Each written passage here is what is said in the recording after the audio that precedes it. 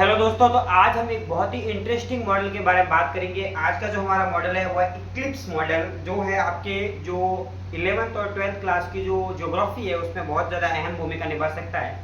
अगर हम Eclipse model की बात करें तो जैसा कि आपको दिख रहा है कि एक तरफ ये सन है, जो मेरा हैंड टच है वो हमारा सूर्य है, और एक तरफ आपको पृथ्वी दिखाई दे रही है, और एक तरफ पृथ्वी का जो उपग्रह है, पृथ्वी के उपग्रह का नाम है चंद्रमा, मून है, जो एक तरफ आपको देखने को मिलता है। जैसा कि आपको मालूम है कि जो पृथ्वी होती है वो कैसे राउंड लगाती है सूर्य के, तो पृथ्वी जो होती है वो 365 दिन में जब एक राउंड लगाएगी, 365 दिन के अंदर पृथ्वी एक राउंड लगाती है, जैसा कि आपको मालूम है, तब जाके एक साल कंप्लीट होता है। तो पृथ्वी जो होती है वो कैसे घूमती है, तो पृथ्वी पश्चिम से पूर्व की तरफ घूमती है। जैसा कि आप देख रहे हो ये पृथ्वी है वो घूमने को देखने को मिल रही है। चंद्रमा भी जो है वो पृथ्वी के चारों ओर घूम रहा है। जैसा कि आप देख रहे हो जिस प्रकार से पृथ्वी सूर्य के चारों ओर घूम रही है, वैसे चंद्रमा भी पृथ्वी के चारों ओर घूम रहा है।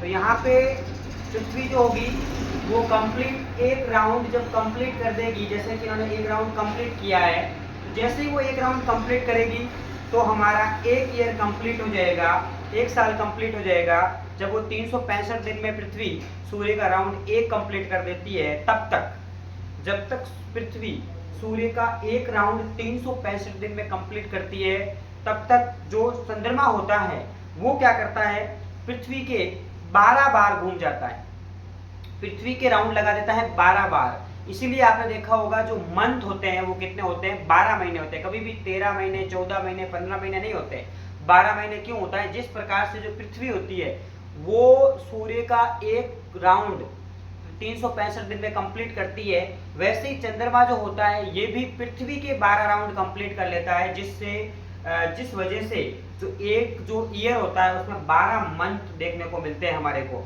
अगर इसमें देखा जाए तो मैं आपको अब सूर्य ग्रहण और चंद्र ग्रहण के बारे में बताऊंगा।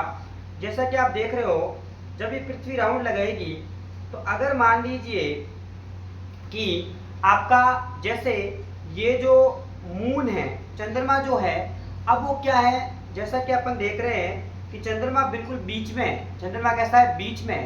तो चंद्रमा जब बीच में आ जाता है, जैसे ये सन है, सूर्य है, ये चंद्रमा है, और ये आपकी पृथ्वी है, तो यहाँ पे चंद्रमा बीच में आ गया है, तो अब हमारे को सूर्य नहीं दिखाई दे रहा है। तो यहाँ पे कौन सा ग्रहण होगा, सूर्य ग्रहण होगा। सूर्य ग्रहण कब होता है, जब सूर्य और पृथ्वी इन दोनों के बीच में चंद्रमा आ जाता है, तब सूर्य ग्रहण देखने को हमारे को मिलता है। उसी प्रकार चंद्र ग्रहण कब होगा, अगर मान लीजिए कि ये पृथ्वी जो होती है वो अगर ये पृथ्वी जो होती है वो अगर यहाँ पे आ गई है, अब मान लीजिए पृथ्वी यहाँ पे आ गई है, पृथ्वी अब बीच में आ चुकी है। अगर पृथ्वी बीच में आ जाए, तो पृथ्वी बीच में आ गई, तो अब पृथ्वी जब बीच में आ जाती है तो सूर्य इधर रहता है, इधर पृथ्वी रहती है, और इधर चंद्रमा रहता है। पृथ्वी क्या आ गई, बीच में आ गई है, तो कहने का मतलब है चंद्रमा जो होता है, चंद्रमा इस पृथ्वी की वजह से उस पर काली छाया पड़ रही है। तो इस वजह से जब पृथ्वी सूर्य और चंद्रमा के बीच में आ जाती है, तो कौन सा ग्रहण देखने को मिलता है, चंद्र ग्रहण देखने को मिलता है। Thank you.